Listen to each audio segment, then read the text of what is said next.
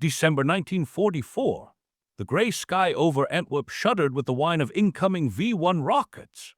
German launch crews near The Hague had fired another swarm toward the port, confident their Virgil-Tungswaffe would finally break Allied supply lines. But this time, something different awaited.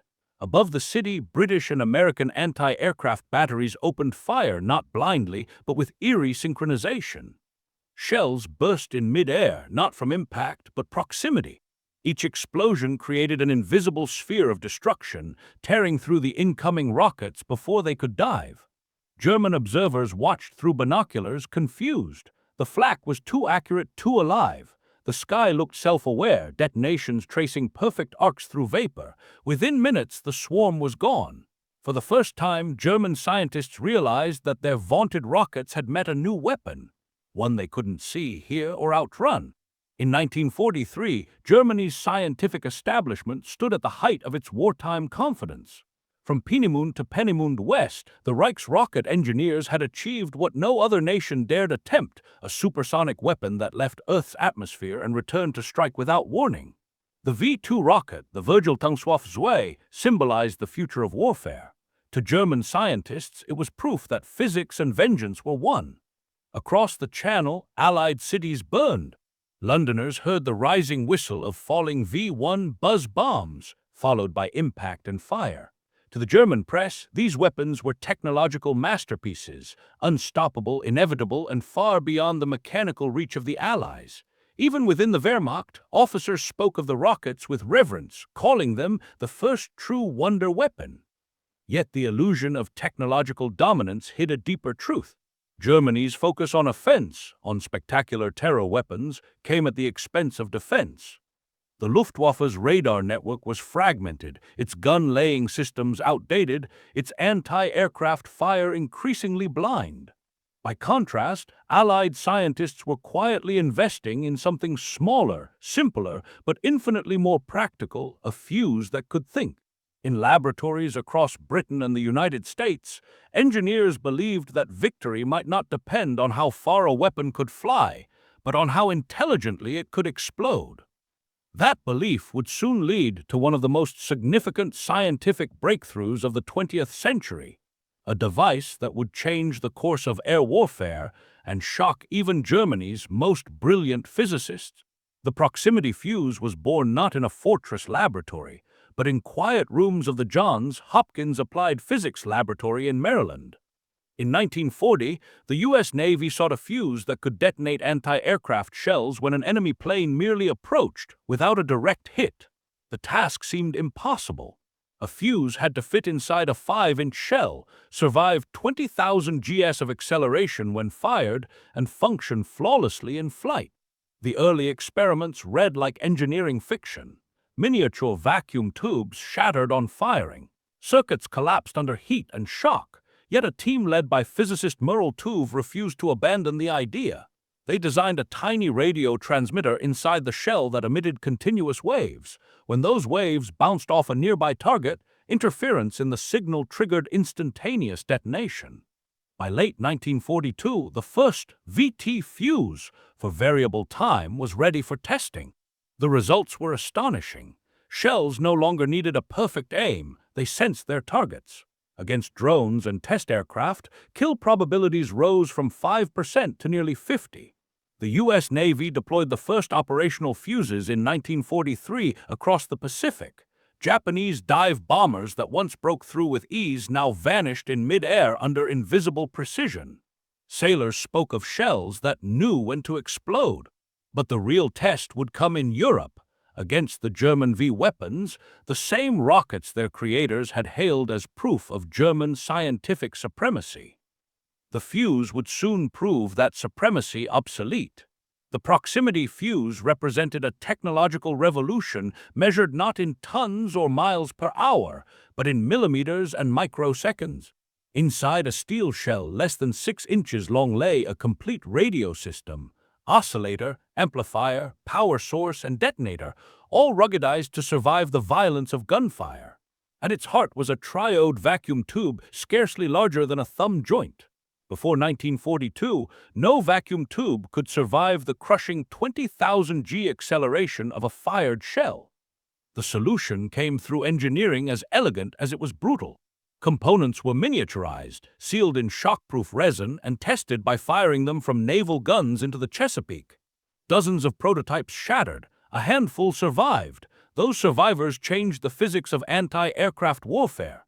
Each fuse transmitted a steady radio pulse. When that signal reflected from a nearby aircraft, the returning wave slightly altered the circuit's current. The instant that fluctuation reached a threshold, a condenser discharged, detonating the explosive. It was radar, shrunk to the size of a coffee spoon and designed to die after one perfect decision. Unlike mechanical time fuses, which demanded split-second calculations, the VT fuse required no adjustment. It sensed its target. This automation compressed the reaction time of anti-aircraft crews from minutes to milliseconds. Suddenly, every gun crew became a precision instrument, every shell a thinking projectile. By 1944, American and British factories were producing over 70,000 proximity fuses per day, each one a tiny engineer of destruction. Germany's scientists had poured resources into massive, visible technology: rockets, jet engines, giant artillery. America had built intelligence into a fuse. When the first shipment of proximity fused shells arrived in Europe, even Allied gunners didn't fully understand what they were handling. The proof would come in combat, when German aircraft began vanishing in the sky before their pilots even knew they'd been detected. The first combat reports from the Pacific read like superstition. Navy gunners swore their shells knew where the planes were. Anti-aircraft batteries aboard destroyers in the Solomon Islands described Japanese dive bombers disintegrating mid-descent. No direct hits, just perfectly timed detonations that followed them like invisible flak ghosts. Commanders initially suspected luck. Then the pattern repeated across every fleet equipped with the new fuse. By 1944, the U.S. Army had received authorization to deploy the technology in Europe. The fuse was treated as a state secret equal to radar and cryptography. Each shell bore strict orders. None shall be fired over enemy territory where recovery is possible. The fear was simple. If the Germans captured an intact fuse, they could reverse engineer it. Frontline reactions bordered on disbelief. Infantrymen under V-1 bombardment in Belgium watched Allied anti-air guns strike rockets at heights once unreachable. Airbursts appeared so exact they seemed drawn with compasses. For bomber crews, survival rates improved dramatically. A sky once filled with chaos now carried precision. German pilots and observers noticed it first. Luftwaffe intelligence officers began reporting new Allied flak types that detonated without contact. At first, they assumed radar-controlled gun laying or improved optical sights.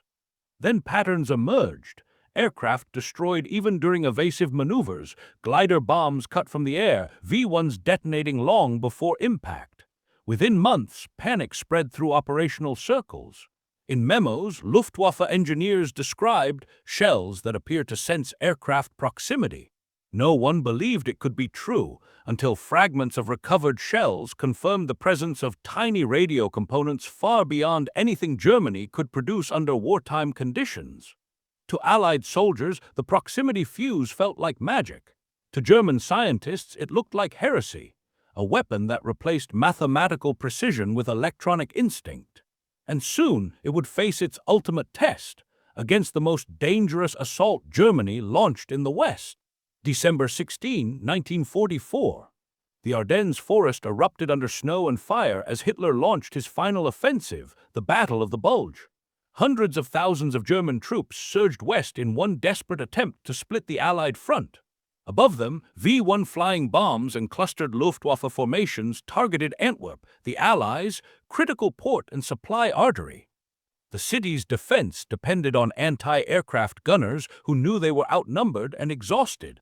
Then, from the docks to the countryside, a new type of ammunition arrived under armed guard, 5-inch and 9mm shells stamped VT. Few soldiers understood what those two letters meant. They would learn within hours. When the first V-1s approached, conventional flak exploded harmlessly below the streaking rockets. Then batteries loaded VT shells and fired. Instantly, the sky transformed. Shells burst not in random arcs, but directly beside the incoming bombs, detonating in mid-flight with surgical precision. Each explosion was a sphere of fragments expanding at supersonic speed, shredding wings and fuel tanks. The effect was devastating. Observers counted more than 90% of the incoming rockets destroyed before reaching their targets. The German offensive depended on chaos. Instead, they found order, a wall of invisible radar fields surrounding the city. For Allied troops on the ground, the psychological change was immediate. Soldiers who had once taken cover at every buzzing engine now watched with awe as the sky defended itself. Within days, Antwerp's defenses became a living demonstration of the future, war controlled by electronics rather than eyesight. German high command, reading the reports, refused to believe the statistics. They blamed faulty fuses, atmospheric interference, even sabotage. But captured Luftwaffe officers spoke differently. Our rockets explode before they reach the target. Your guns no longer miss. And in that white winter sky over Belgium, German scientists witnessed their own technological defeat made visible. By late December, the reports from Antwerp reached every Allied headquarters in Europe. German V-1s and reconnaissance aircraft were being annihilated at ranges once thought impossible. The fuse was performing beyond its design, and commanders began deploying it wherever the fighting was fiercest. General George S. Patton's Third Army, struggling through snow-choked roads toward Bastogne, received the first ground shipments.